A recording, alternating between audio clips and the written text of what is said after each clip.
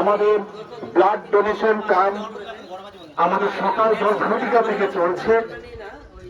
প্রত্যেকেই এসে এখানে স্বেচ্ছায় তার যে সেবামূলক মনোভাব তাকে ব্যক্ত করছেন।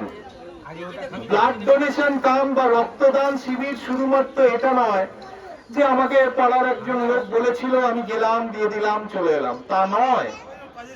ব্লাড ডোনেশন ক্যাম্প বা রক্তদান শিবির আপনি কোনো না কোনো একটি অসুস্থ মানুষ, নিপীড়িত মানুষ, অসহায় মানুষকে তার জীবনের অধিকার, পৃথিবীর আলো দেখার অধিকার দান করছেন। আমরা তো কথায় কথায় পাপ পুণ্যের বিচার করি যে না বাবা এই কাজটা করলে আমার পাপ হবে, অমুকটাই পুণ্য হবে। আমরা মন্দিরে, মসজিদে, গির্জায় গিয়ে প্রার্থনা করি, ভগবানকে ডাকি, কিন্তু ভগবান বলেন, আল্লাহ বলেন, যিশু বলেন, বৌদ্ধ বলেন, যাকেই বলেন, তার আসল যেখানে অধিষ্ঠান সেইটাকে আমরা অবহেলা করি। আমি একটা ছোট গল্প বলবো। গল্পটি হলো এক মাতালের খুব মদ খাওয়ার ইচ্ছা হয়েছে, কিন্তু পকেটে একটিও পয়সা নেই। তো সে একটি মন্দিরে গিয়ে ভগবানকে প্রার্থনা করছে, বলছে ভগবান আমাকে 10টা টাকা দাও, আমার খুব নেশা চেপেছে। কিন্তু ভগবান কোনো সাড়া দিলেন না। তারপর বললো ধুর, হিন্দুদের ভগবানে হবে না, আমি মুসলমানদের কাছে যাই। তিনি মসজিদে গিয়ে ইবাদত করলেন, প্রার্থনা করলেন, বললো আল্লাহ রহম করো, মেরে কো 10 রুপিয়া দে দো, মেরে কো দারু পিনা হয়। কেউ কোনো সাড়া দিল না। তিনি বললেন ধুর, মুসলমানদের ভগবান দিয়েও হবে না।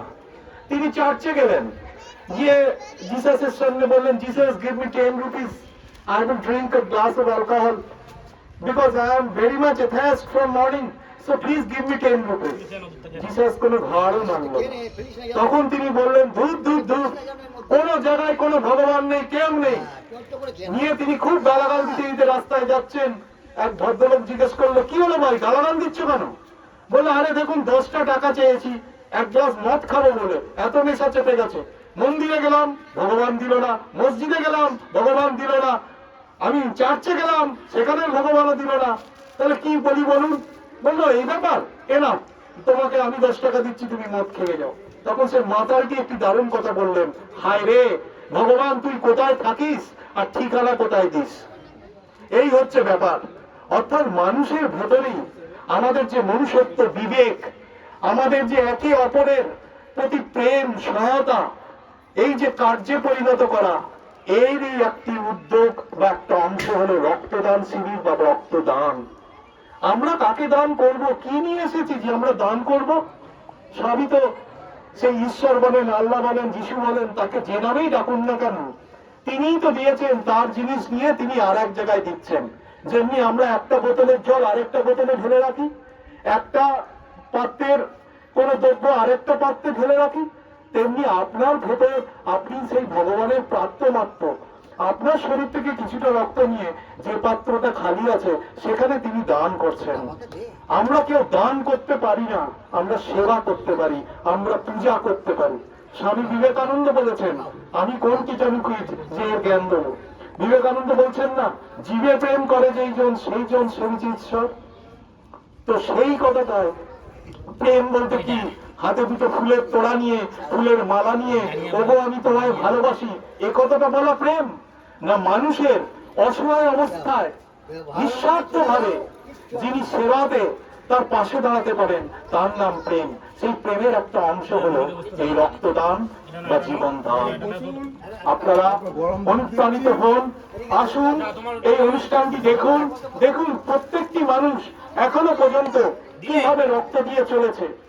হয়তো রক্ত দেওয়ার পর কিছু কিছু মানুষের মধ্যে একটু সমস্যা দেখা যায়, একটু মাথা ঘুরছে, কিছু চোখ চোখ অন্ধকার হচ্ছে, এগুলো কারুর কারুর ক্ষেত্রে কিঞ্চিত মাত্র হয়, তবে লক্ষণটি ভালো, কারণ এগুলো হলে কোনো ভয় পাওয়ার কারণ নেই। সামান্য কিছু খাদ্য এবং রেস্ট দিলে, কারণ রক্ত দিলে আমাদের ব্লাড প্রেশার ফল করে। এবং দেখবেন আমরা যখন কোনো উপবাস করি বা সারাদিন না খেয়ে কোনো কাজ করি, তখন এই সিমটম গুলো আমাদের মধ্যে আসে। তো সুতরাং সেগুলো খাওয়া দাওয়া করলেই মিটে যায়।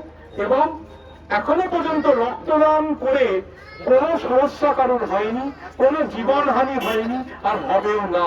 যদি না তার আগে থেকে কোনো সমস্যা থেকে থাকে, সেক্ষেত্রে এখানে স্বাস্থ্যকর্মী এবং ডাক্তারবাবুরা তাকে সরকারি নির্দেশ মতে যে পরীক্ষা নিরীক্ষা করছেন, সেই পরীক্ষা নিরীক্ষা করার পরই তাকে ব্লাড ব্লেডে পাঠাচ্ছেন এবং ডোনেটেড ব্লেডে তখনই তিনি স্মরণ করে তার নিজের রক্ত দান করতে পারবেন।